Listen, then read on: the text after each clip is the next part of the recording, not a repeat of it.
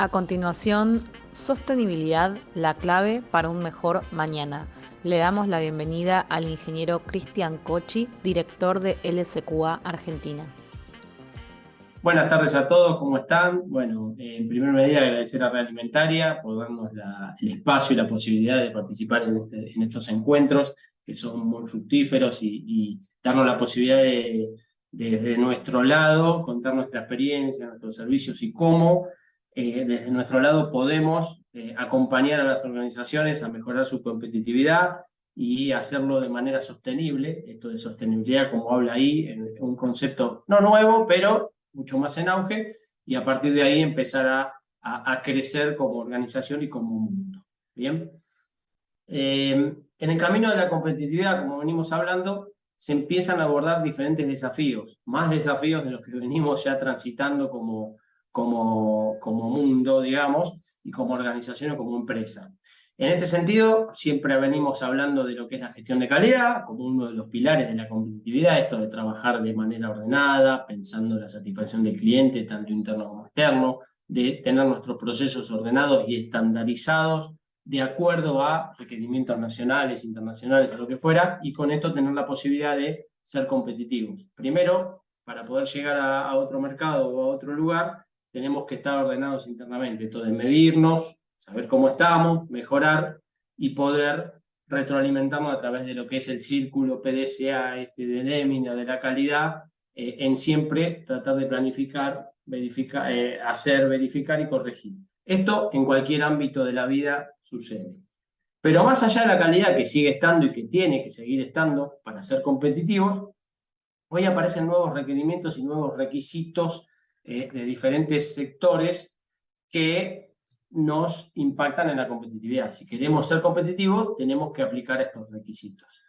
En la actualidad, todas las organizaciones están viendo afectadas por los efectos del cambio climático. Esto está en auge, está sobre la mesa, ya viene hace rato sobre la mesa, pero cada vez más se pone sobre la mesa.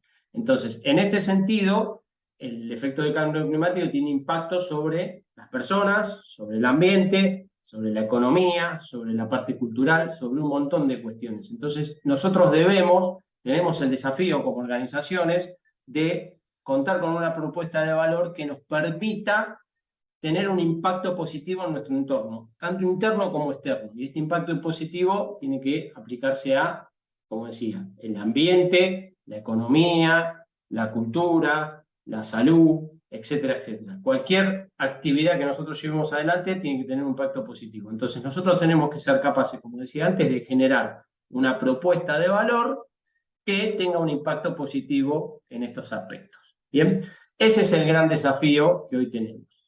Y ahí empiezan a aparecer estos conceptos que son sustentabilidad, sostenibilidad. Ahora bien, ¿es lo mismo? ¿No es lo mismo? ¿Qué es sustentabilidad? ¿Qué es sostenibilidad? En mi caso, cuando empecé con el tema ya hace unos años, empezamos a ver, decir, bueno, sí, porque somos sustentables, porque somos sostenibles, porque vemos carteles que una empresa sustentable o hacemos esta casa con elementos sustentables. Bueno, y ahí se empieza a generar un poco la controversia, qué es una cosa y qué es la otra. La idea es aclarar un poquito de qué se trata y hacia dónde, cuál es el objetivo que tenemos las organizaciones. No es que es una o la otra. La sustentabilidad, como está definida ahí, se enfoca en preservar los recursos naturales, para beneficio, obviamente, de generaciones presentes y futuras, priorizando la preocupación en el medio ambiente. O sea, preservar los recursos naturales es ser sustentable. Y la sostenibilidad implica la capacidad de mantener el desarrollo o un desarrollo a lo largo del tiempo sin agotar el capital natural y asegurando el progreso y el crecimiento continuo. Entonces, parecen lo mismo, no son lo mismo, y en la sostenibilidad empiezan a aparecer conceptos como social, económico, medioambiental, y acá se genera un conflicto entre sustentabilidad y sostenibilidad. ¿Soy sustentable? ¿Soy sostenible? ¿Tengo que ser sustentable? ¿Tengo que ser sostenible? Bueno, este conflicto que se presenta o esta diferencia de criterios que se presentan es función del enfoque que se le dé a cada uno. Los dos tratan situaciones parecidas, pero el enfoque que se le dé a cada uno. Como hablamos, la sustentabilidad o el desarrollo sustentable se concentra en la preservación de los recursos naturales, sin necesariamente considerar los aspectos sociales, económicos, o las necesidades sociales, económicas o medioambientales de las personas actuales del sistema. O sea, no es que las deje de lado, pero digamos, desarrollo sustentable es concentrarnos en la preservación de los recursos naturales sin tener en cuenta lo social, lo económico y lo medioambiental en ese sentido.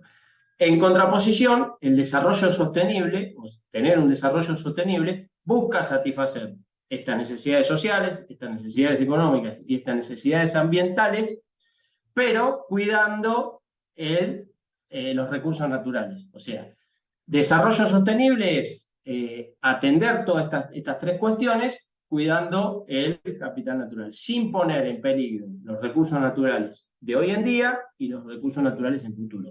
Entonces ya ahí hablamos de una situación que me lleva a ser consciente y ponernos digamos, por decirlo de alguna manera, en el lugar del otro en cuanto a los recursos. ¿Bien? Entonces, acá aparece la palabra desarrollo sostenible y es a donde tenemos que ir. Nosotros tenemos que emprender nuestros proyectos con un desarrollo sostenible. El objetivo es conseguir este desarrollo que sea sostenible en el tiempo, manteniendo el sustento de los recursos naturales sin poner en riesgo capital natural. Esto implica, como dice ahí, una solidaridad intergeneracional. ¿Por qué? Porque nosotros las actividades las llevamos adelante hoy, los proyectos los llevamos adelante en el futuro, pero tenemos que ser capaces de mantener la vida en la tierra y de desarrollar la actividad económica de manera sostenida, sin agotar los recursos naturales.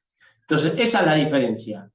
Repaso, sustentabilidad me lleva a preservar los recursos naturales, sin tener en cuenta lo social, lo medioambiental. No es que no lo tenga en cuenta, pero sin directamente tener en cuenta. Lo sostenible, el desarrollo sostenible, es al revés, atiende las necesidades sociales, ambientales y económicas, cuidando el recurso natural. Entonces, siempre va a haber discusiones, diferencias de opiniones y demás, y no hay una definición exacta, digamos. En la declaración de Johannesburgo del 2002, creo que fue, se define el desarrollo sostenible como la satisfacción de las necesidades actuales, o sea, satisfacer las necesidades actuales de todos los seres vivos, sin comprometer a las generaciones futuras. ¿En cuanto a qué? A recursos y demás. ¿Bien? Entonces, esto me parecía importante ponerlo sobre la mesa y tener en claro esto. Lo que tenemos que lograr es un desarrollo sostenible en el tiempo. Entonces, cualquier actividad que emprendamos, cualquier proyecto que emprendamos, cualquier actividad nuestra de servicio, de manufactura, de lo que fuera, tenemos que ser sostenibles. Ahora bien, ahí hablábamos de social, económico y ambiental. Lo ambiental es lo que más se pone sobre la mesa. No es que lo social y lo económico no, pero lo ambiental es lo que más se pone sobre la mesa y empezamos hablando del tema del cambio climático, de cómo afecta el cambio climático, que afecta a lo social también, afecta sin duda a lo ambiental, afecta a lo social y afecta a lo económico, y que si seguimos de esta manera nos va a afectar aún más porque vamos degradando los recursos naturales, cosa que no queremos hacer. Por eso se pone el foco en lo ambiental también. A ver, lo ambiental es crucial, es un factor importante para la competitividad y se pone en foco en tres cuestiones fundamentales. Una es la emisión de gases de efecto invernadero, esto de los gases que están afectando el cambio climático, la pérdida de biodiversidad y la contaminación en general. Estas situaciones son las que nos van a llevar a el desarrollo no sostenible, digamos, que vamos a ir degradando el medio ambiente o los recursos naturales y no sirve de nada desarrollarse de esa manera. Entonces, estos son los puntos importantes. Ahí vemos algunos los dibujitos que si bien están ilustrativos y chiquitos en el tema de emisiones de gases de efecto invernadero, si bien eso es de hace 6 años atrás aproximadamente, la industria manufacturera es la número 1. La número 2 aparece lo que es agricultura y ganadería con el gas metano, porque a la hora de emisiones de gases de efecto invernadero se identifican los diferentes gases. Bueno, en el caso de la agricultura, la ganadería y demás es el gas metano como segundo lugar. Entonces, fíjense que hay que poner el foco ahí. Ahora, ¿qué pasa con esto? Emisiones de gases de efecto invernadero, cuánto emite cada industria, cómo emite, cómo la verifico. Empiezan a aparecer cuestiones de, como todo, como decía antes, yo tengo que medir para saber cómo estoy parado. Ahí en el grafiquito se muestran las mediciones. Tengo que medir mi organización cómo estoy parado respecto a esto, a emisiones de gases de efecto invernadero, como ejemplo, una de las actividades, y después tengo que tomar acciones. Y esas acciones tienen que tener algún resultado. Bueno, ahí aparecen lo que son métodos de medición y verificación, los indicadores ambientales, certificaciones, organismos de verificación, etcétera, etcétera. Entonces acá, en el mercado empiezan a aparecer algunas controversias de decir, bueno, ¿cuáles son los métodos válidos? Porque en el caso de decir, bueno, lo que hay que tener es gestión de calidad bajo la norma ISO 9001, listo, buenísimo, hay una norma, si certificás bajo esa norma, con un organismo de certificación acreditado, listo, te reconozco y seguimos. En el caso de inocuidad alimentaria también hay normas, BRC, FSC, 22.000, lo que fuera, particulares para ese caso, no sé, bienestar animal para el rubro de frigoríficos, ganadería, etcétera, etcétera. Entonces ahí tengo, en el caso de cuidado ambiental, empezaron a aparecer algunas controversias que ya hay normas, ya hay situaciones, ya hay estándares como para verificar. Entonces es importante a la hora de encarar un proyecto de medición de huella, con el tema de emisión, cómo la bajo, cómo demás, cómo compenso, tener en cuenta qué métodos se van a usar y cómo se van a verificar. Bien, porque eso me puede llegar a impactar a la hora de en la competitividad, porque me puede dejar fuera de un mercado si no cumple con eso. Entonces, los métodos de medición y verificación tienen que tener una base científica comprobada. ¿Cuál es la perspectiva de los mercados en relación a esto? ¿Qué regulaciones hay? ¿Qué requisitos hay? No nos vamos a poner en detalle a ver puntualmente todas, pero yo armé un pequeño resumen de algunas situaciones que se van generando, de algunos requisitos o regulaciones que necesitamos tener para mantener lo que hablamos siempre, la competitividad en mercados más globales. Ahí se manifiesta en 3 niveles estas regulaciones, estos requisitos. A nivel supranacional, a nivel de acuerdos entre países y bloques de países, y a nivel de acuerdo entre sectores económicos. Es como que se va achicando el embudo a medida que aparece un requisito supranacional, aparecen los países y después los diferentes actores o sectores económicos. Bien, vamos a ver una breve descripción de cada uno. A nivel supranacional, bueno, iniciativas lideradas por Naciones Unidas, donde se establecen indicadores, compromisos ambientales a nivel global. Por ejemplo, ahí habla de los compromisos de mitigar las emisiones de gases de efecto invernadero en las COP de París.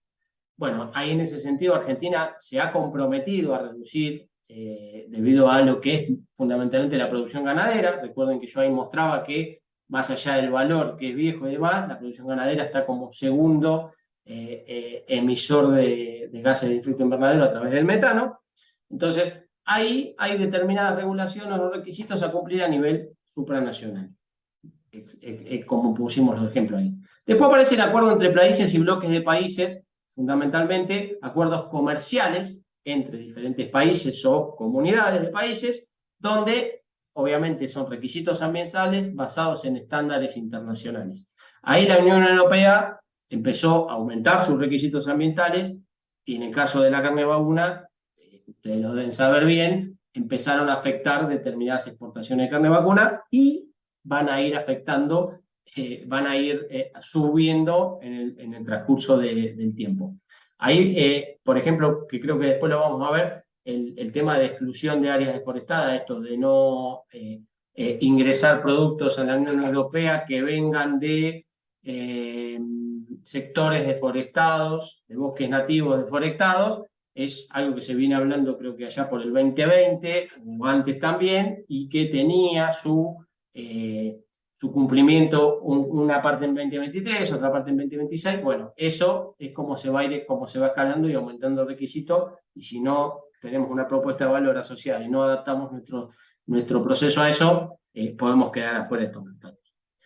Y a nivel de acuerdos entre actores económicos puntuales, ahí, bueno, obviamente en el contexto del comercio internacional de la carne y productos cárnicos, se establecen determinados acuerdos y condiciones específicas relacionados a lo que venimos, al desarrollo sostenible ambiental y social y económico, agrego que no esté ahí. Bien, algunos ejemplos de tendencia y requisitos más destacados incluyen esto, de la exclusión de áreas deforestadas, esto que decía de que existe una creciente presión para evitar la oferta de determinados productos provenientes de áreas que se hayan deforestado como de bosques nativos, por ejemplo. Entonces eso hay que evaluarlo. Después requisitos de bienestar animal, y ahí aparecen certificaciones de bienestar animal, dependiendo del mercado, o sea, certificaciones PACO de lo que es Estados Unidos, bueno, todo ese tipo de cuestiones que tienen que ver con cómo se tratan los animales, bueno, todo eso que ya ustedes lo tienen bien claro.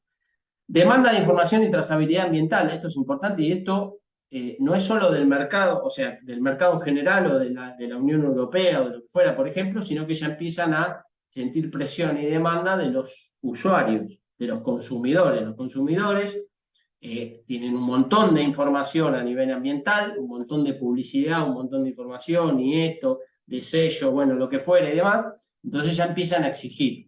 El tema ahora, después, en el tema que viene, vamos a hablar un poquito de todo esto que tiene que ver con las publicidades y demás, a ver de qué se trata y cómo nos protegemos de eso.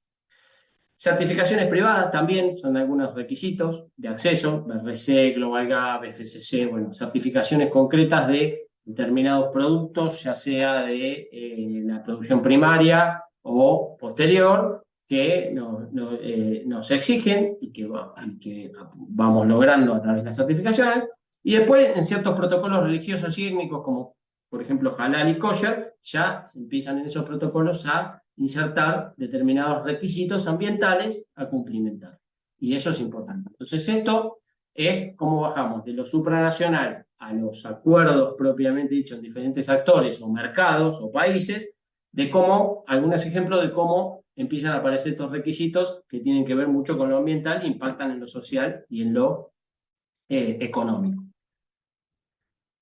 Recién hablaba, como decía ahí, en la demanda de información y trazabilidad ambiental. Bueno, ahí aparecen, acá vemos los conceptos de que es greenwashing e impact washing, ahora vemos qué es, pero esto de hacer creer, el greenwashing es hacer creer a otros que estoy haciendo más por la protección del medio ambiente de lo que realmente estoy haciendo. Y como digo medio ambiente, también puedo decir en lo social, ¿bien? Pero esto está muy enfocado hoy a lo que es medioambiental. Entonces, este concepto nuevo, no tan nuevo, pero nuevo empezado a aplicar, sí, hoy en día en la vía, digo, hablo de Argentina, en la vía pública, en las publicidades, en el etiquetado, en el packaging, en lo que fuera, empiezan a aparecer cuestiones medioambientales y acciones medioambientales. Somos una empresa con compromiso de carbono neutro, somos esto, tenemos libre de plástico, eco-friendly, reciclable, bio, bueno, compostable, lo que fuera.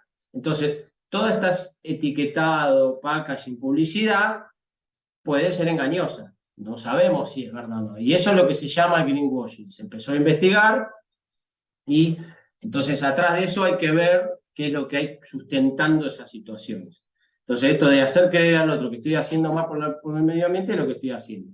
Y ahí aparecen lo que se llaman los 7 pecados del greenwashing, donde las organizaciones empiezan a ver cómo podemos identificar ese greenwashing y empezamos a ver donde estos 7 pecados, como si fueran los mandamientos, aparecen declaraciones con falsa prueba, donde yo puedo declarar que estoy en el compromiso del medio ambiente, bla, bla, bla, bla, bla, pero no tengo las pruebas o las evidencias suficientes, evidencias subjetivas que me respalden esas afirmaciones. Está bien, soy una empresa con compromiso al carbono neutro, a la carbono neutralidad.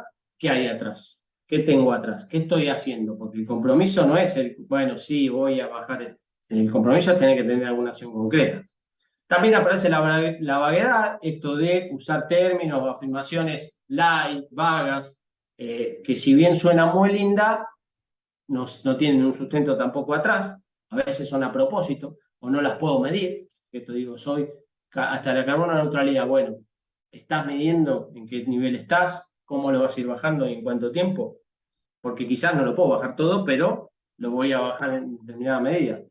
Ni que hablar de irrelevancia. Irrelevancia refiere a que realmente estoy haciendo acciones que impactan en lo social, en lo económico o en lo ambiental, pero la verdad que según mi rubro, según mi sector y según mi actividad, no tiene ningún impacto, no tiene ninguna relevancia. Porque si yo digo, bueno, lo que yo estoy haciendo es, supongamos, una empresa de determinado río con su actividad, pero a la vez dice que lo que está haciendo es ayuda a comedores, que lo que está haciendo es, sí, ayuda social o lo que fuera, está buenísimo, sí, esa actividad es muy buena, pero no tiene ninguna relevancia para la contaminación que vos, o sea, lo importante, acuérdense del concepto de desarrollo sostenible, impactar en lo social, en lo económico y en lo ambiental sin desgastar los recursos naturales, sin comprometer los recursos naturales. Entonces, impacto positivamente en lo social con ayuda a comedores, pero sigo desgastando los recursos naturales, con lo cual no soy sostenible, ni tampoco sustentable. Esos son